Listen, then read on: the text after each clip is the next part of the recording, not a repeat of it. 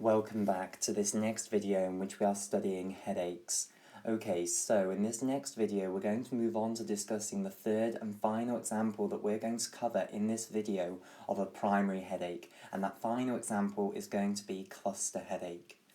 So that means that overall we will have discussed 3 examples of primary headaches in this video, namely tension type headaches, migraine headaches and cluster headaches. And I'll remind you that the primary headaches, those are the ones where they are unpleasant, but the pathophysiology that underlies them is not believed to be dangerous. After we have finished discussing cluster headache, we will then move on to discussing the secondary headaches, which are of course unpleasant and the pathophysiology is dangerous. Now, there are other types of primary headaches beyond those 3 that we will have discussed: tension type headaches, migraine headaches and cluster headaches. However, they're extremely rare and therefore we're not going to study them in this video. Cluster headaches, as we'll see, they're quite rare, but the others are even rarer still, so we're not going to go into those. We'll stop at cluster headaches. Right, so the way we're going to study cluster headaches is exactly the same format as we have done previously for tension type headaches and migraine headaches. I'm firstly going to give a description of the headache, and then we'll go on to the underlying pathophysiology. Now, the first thing to say about cluster headaches is that they are quite rare. Very few people in their life will ever suffer from this type of headache. So we saw tension type headaches first, which are extremely common. Everybody can suffer from tension type headaches. If you have an extremely stressful day at work and you get a headache, that will be a tension type headache. If you have a headache as a systemic symptom of inflammation occurring somewhere in the body, that will be a tension type headache. We then saw migraine headaches, and remember, migraine headaches, they're rare and most people will not ever suffer from a migraine headache in their life. And the people who are susceptible to suffering from migraine headaches, we say that they have the disorder migraine, which is the name for the disorder where you're susceptible to suffering from migraine headaches. And remember, 1 in 5 women have migraine and 1 in 15 men have migraine. Cluster headaches, it's even rarer still. We call the disorder where you are susceptible to suffering from cluster headaches, cluster headache. So that's the first thing to note, that just like the word migraine could be used to either mean the actual headache, or it could be used to mean the actual disorder of being susceptible to suffering from migraine headaches, we can use the term cluster headache, so take off the S, to mean the disorder of being susceptible to suffering from cluster headaches. So if someone says that they suffer from cluster headache, that means that they have this disorder where they are susceptible to suffering from cluster headaches. So let's begin with the epidemiology. How common is this disorder, cluster headache? So it's extremely rare compared to the ones that we've previously discussed. Now, in migraine headache, migraine was 3 times more common in women than men. Cluster headache is the opposite way around. It's 3 times more common in men than women, but it's still extremely rare in both men and women. So let me give you the epidemiology now, the prevalence. So it is 1 in every 2,000 women will suffer from cluster headache. So that's extremely rare. If you had 2,000 women, it's likely that 1 of them would suffer from this disorder, cluster headache, where they're susceptible to getting cluster headaches. So very, very rare compared to migraine. And as I say, the other types of primary headache disorders, they're even rarer still, which is why we don't need to go into them. Some of them are like 1 in 50,000. So that's why we're stopping at cluster headache. Then a little bit of mental arithmetic now. If it's 1 in every 2,000 women, I've said that it's 3 times more prevalent in men than women, therefore it's going to be 3 in every 2,000 men. Okay, so there is the epidemiology of cluster headache. 1 in 2,000 women have cluster headache, 3 in 2,000 men have cluster headache. Now, when we were discussing migraine, I said that the susceptibility to suffering from migraine headaches was a genetic disorder. It was encoded in your genome whether you were going to actually have migraine or not. We're now interested in the fact, is cluster headache encoded in the genome? Is it a genetic disorder? And the answer, I'm afraid, is not currently clear at the moment. We're not quite sure. It probably is a genetic disorder, but potentially it could be an acquired disorder by potentially some sort of damage to a certain region of the brain, as we'll see later on when we discuss the pathophysiology. The hypothalamus is extremely involved. So potentially it could be an acquired disorder that anyone could acquire, but most likely it probably at least definitely does have some sort of a genetic component. But we're not quite sure as of yet how some people end up with this disorder, cluster headache, and some people don't. Okay, right.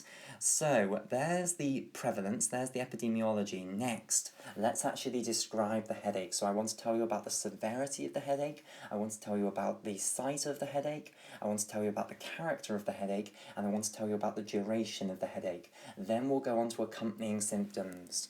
So, severity first, and this is very important for you to understand. This is the most severe type of headache that we have yet discussed. Tension type headaches, remember, we classed them as mild to moderate. Migraine headaches, they were up a grade, they were ranked as moderate to severe. Cluster headaches are absolutely horrendous. People who suffer from this disorder, cluster headache, they are extremely unlucky because this type of pain is absolutely horrible. Worse than migraine headaches, so we will class it as severe here. And indeed, some people actually describe it as the worst pain they've ever felt, and some people indeed call it one of the worst pains potentially known to man. And you know, women suffer from this disorder as well as men. Yes, men suffer from it 3 times more prevalently than women, but women do suffer from this, so they can compare it to childbirth, and they still say that it's the worst pain they've ever experienced. So it is believed to be potentially one of the worst pains known to man, suffering from a cluster headache. So this is absolutely horrible.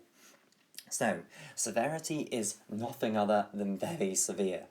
Now, site, where is it on the head?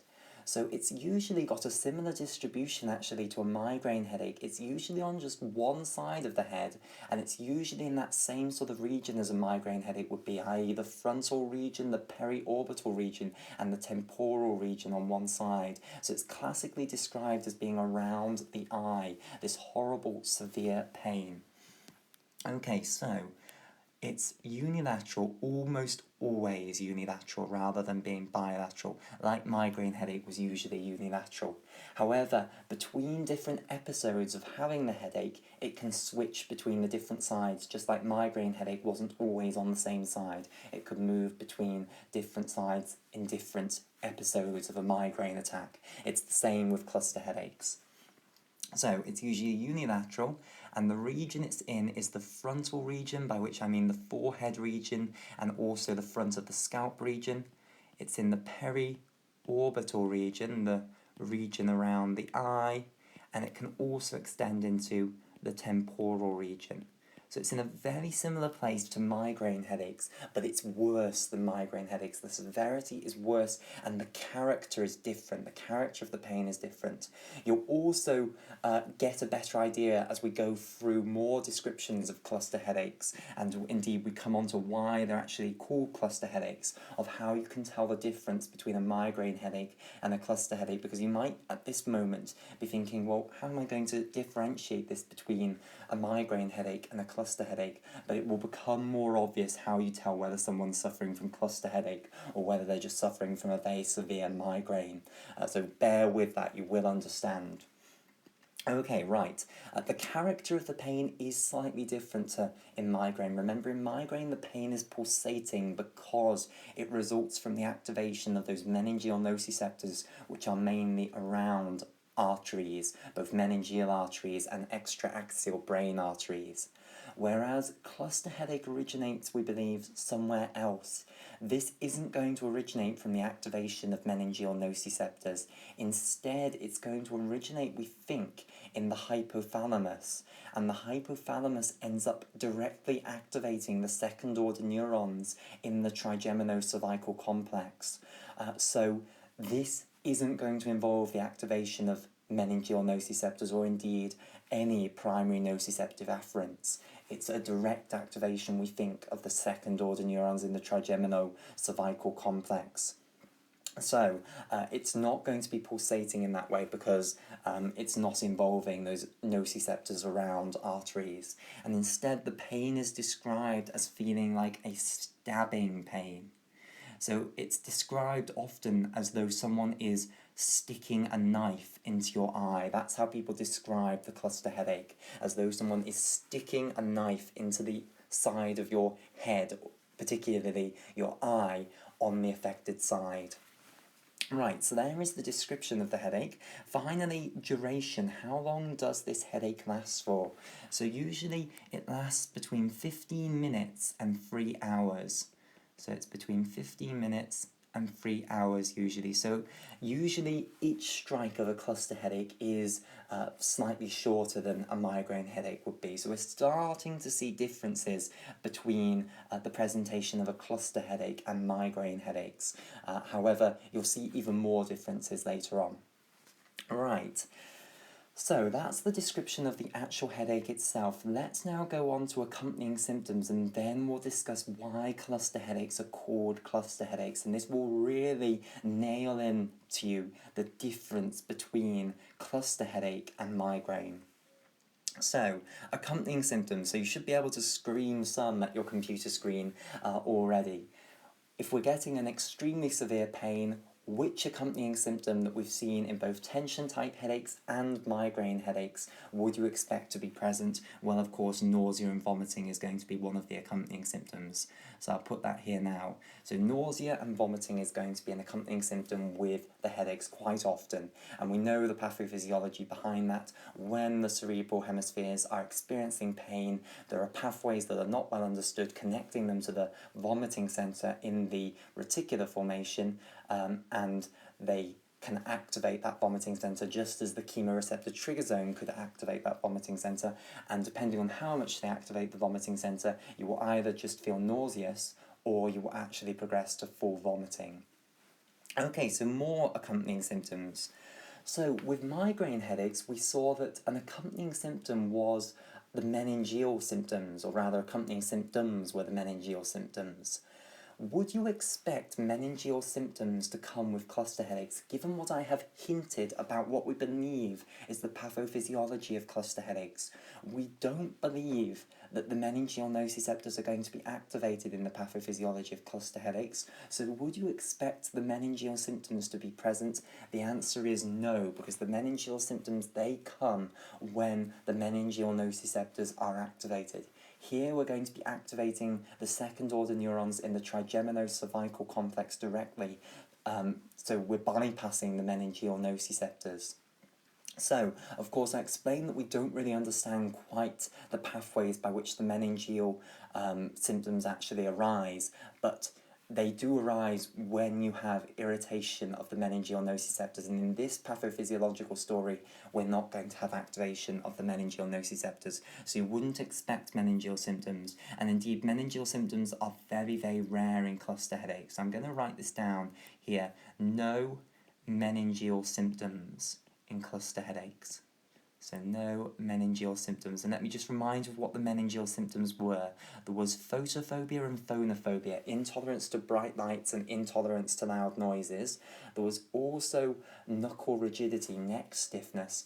And remember, the headache was made worse by physical activity. And this was why people suffering from a migraine headache, usually what they want to do is take themselves off to a darkened room and just lie down until they have some relief from it. Whereas in cluster headaches, we're not going to have those meningeal symptoms, and therefore people suffering from cluster headaches act very differently to the way that people with migraine headaches act. They do not take themselves to a darkened room and lie down generally. What people with cluster headaches do is they generally pace around until the headache is gone. And of course, if they have meningeal symptoms, they wouldn't want to pace around because the headache would be made worse by them pacing around. And being in normal light conditions would make the headache worse as well. Whereas because they don't have those meningeal symptoms, they don't need to go into a darkened room and lie down. So here's another big difference between cluster headaches and migraine headaches. How people behave when they have a cluster headache is different because of the lack of the meningeal symptoms. Okay, so nausea and vomiting, we've said no meningeal symptoms generally, and then the big class of accompanying symptoms with cluster headaches are a class of accompanying symptoms that we haven't previously seen in the other types of headaches that we've been discussing, and these are accompanying autonomic symptoms. So let me write this down here. So, on the same side as the pain is felt, you are going to have autonomic symptoms that arise from the overactivation of the parasympathetic nervous system and the underactivation of the sympathetic nervous system. And we'll go into detail of the parasympathetic nervous system and the sympathetic nervous system later on. But for now, let me just tell you what these autonomic symptoms are. So, there's going to be a list of 5 of them here. You don't necessarily have to have all of them, but they usually are present in a cluster headache. You get these alongside the pain, and they're going to be on the same side as the pain is felt in the cluster headache. So, autonomic symptoms, they're going to affect the eye and the nose on the same side as the pain is actually being felt. So, what autonomic symptoms are you going to get? Well, you get a droopy eyelid, which is called ptosis.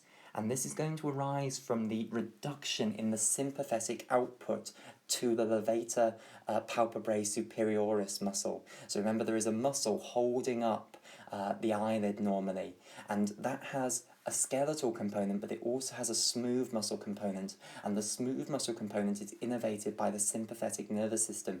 And when we are usually maintaining our eyelids open and up, the sympathetic nervous system is activating that muscle to remain contracted and hold the eyelid up. If we deactivate, if we reduce the activation of the sympathetic output to that muscle, then you can end up with a droopy eyelid, and that's called ptosis. So you can get ptosis on the same side as the pain. So the side of the head that you're feeling the pain around that eye, you can also get that eye having a droopy eyelid. So that eyelid will be lower than the eyelid on the unaffected side. So ptosis is one of the common autonomic symptoms. Another one is meiosis, which means that the pupil is very, very small.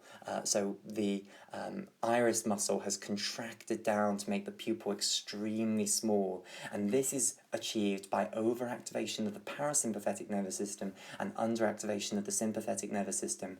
Remember, and we'll go into this thoroughly later on, I'll draw you pictures, but remember the iris muscle has 2 muscles in it. One that shrinks the pupil, called sphincter pupillae, and one that opens the pupil up, called dilator pupillae. The parasympathetic nervous system innervates the sphincter pupillae and therefore constricts the pupil. So when you get overactivation of the parasympathetic nervous system, you get constriction of the pupil, you get meiosis. When you get underactivation of the sympathetic nervous system, that's going to mean that the dilator pupillae muscle, the muscle that opens the pupil, that's not going to be activated as much, so that's also going to lead to meiosis. So both activation of the parasympathetic nervous system and underactivation of the sympathetic nervous system leads to a constricted pupil. So when you look at the person who's suffering from a cluster headache, very often on the affected side they'll have a ptosis, the eyelid will be drooping down, and the pupil on the affected side will be much smaller than on the unaffected side. So meiosis is another autonomic symptom. Lacrimation in the affected eye is another autonomic symptom. So lacrimation, crying. So the parasympathetic nervous system activates the lacrimal glands. And again, you're going to get overactivation of the parasympathetic nervous system on the same side as the headache is felt. And therefore, you're going to get crying occurring in the affected eye. So lacrimation on one side, again, everything's unilateral in cluster headaches. So lacrimation, and then the nose is also going to be activated to produce mucus. So you'll end up with a runny nose, and the fancy word for a runny nose is rhinorrhea. And again, this is just on the affected side. So you have 2 nasal cavities, of course. You have the left and the right nasal cavity. The nasal cavity on the side where the headache is being felt, that will be activated to produce more mucus, and therefore you'll end up with a runny nose because the mucus will come out of the nose. You're producing so much of it. So you get a runny nose on the affected side. And then the final autonomic symptom is that you get a red eye on the affected side. So the eye where the pain is being felt will become red. And again, that is an autonomic symptom, because remember, the autonomic nervous system controls the tone of the vascular smooth muscle cells. Remember, parasympathetic nervous system causes dilatation often of blood vessels, whereas the sympathetic nervous system often causes constriction of blood vessels. So if we overactivate the parasympathetic nervous system and underactivate the sympathetic nervous system output to the eye and its surrounding tissues, you'll end up with dilatation of the blood vessels, and therefore you'll end up with a red eye, because you'll get the dilatation of the blood vessels in the conjunctiva and the sclera, which will give you the appearance of a red eye when you've got more blood flowing through those tissues. So those are the autonomic symptoms that will be on just one side of the face, and they'll be on the affected side. So note that all of these are going to be unilateral, just as the pain is unilateral. Everything is unilateral. Okay, so those are accompanying symptoms that come on with the cluster headache. Let me just add that when you have very frequent cluster headaches, and we'll discuss why often people do have very frequent cluster headaches in just a moment when we come on to discuss why it's actually called cluster headaches, you can end up with cutaneous allodynia, just as we've discussed for previous examples of headaches. So I'll put on here in red, you can also end up with cutaneous allodynia. So if you have a lot of headaches in a certain region, that are felt in a certain region, it can end up that region becomes allodynic. You get cutaneous allodynia, where if you touch that region, you supply a non-noxious stimulus that should not usually trigger pain to that area. In between episodes of the headache, you can actually experience pain. So you can get cutaneous allodynia in the area of the face and head that is usually affected by the cluster headache if you have very frequent cluster headaches. And we'll go again into the mechanism of that later on. Okay, so now the really interesting bit, the bit that sets these apart hugely from migraine headaches. This is the big way of distinguishing whether someone is suffering from migraine or cluster headache. Why do we call cluster headache cluster headache? Well, it's because they generally come in clusters. So let me just write this down, and you will understand what I mean by this by the end, so just bear with me as I explain this. So cluster headaches, you usually experience them in clusters, and a cluster usually lasts between 6 and 12 weeks. So that's 1.5 months to 3 months. So people suffering from cluster headache, they usually have this disorder occurring in clusters. So let's say someone is just beginning a cluster. What will happen is for the next 6 to 12 weeks, every single day pretty much, they will get a cluster headache. And they will get that cluster headache at the same time every day. And they might get them more than once a day. Some people, it's noted that some people have up to 8 of these a day. Obviously, those cluster headaches will have to be reasonably short for them all to fit in a day. But some people can have up to 8 a day in a cluster. So I'll just put this here, up to 8 per day.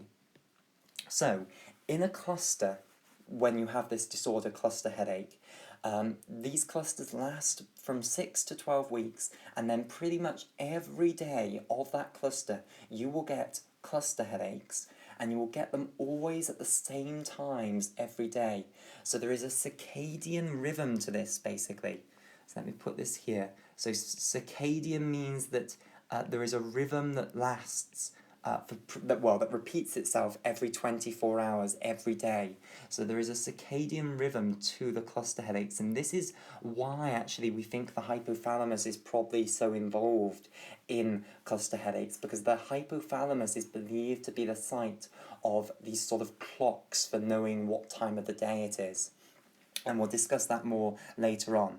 So, what happens then, if you suffer from cluster headache, you will suffer from clusters where you actually suffer from the headaches, and these clusters last between 6 and 12 weeks, and in a cluster, every single day you will be experiencing the cluster headaches at the same time every day. So let's say you experience 2 cluster headaches per day, one in the morning at, let's say, 10 o'clock usually, and one in the evening at, let's say, 8 p.m, then every single day you will have cluster headaches at those same times, and it will repeat on and on and on for 6 to 12 weeks. After the cluster has finished, it will then go into remission for a while. So you won't have any cluster headaches for months and months and months. So for loads and loads of days, you will have no problem at all. And then another cluster will begin. And the clusters usually occur at the same time every year. So not only is there a circadian rhythm, a rhythm that repeats every day when you're actually in a cluster, but also the clusters obey a circannual rhythm, which means a rhythm that repeats every year.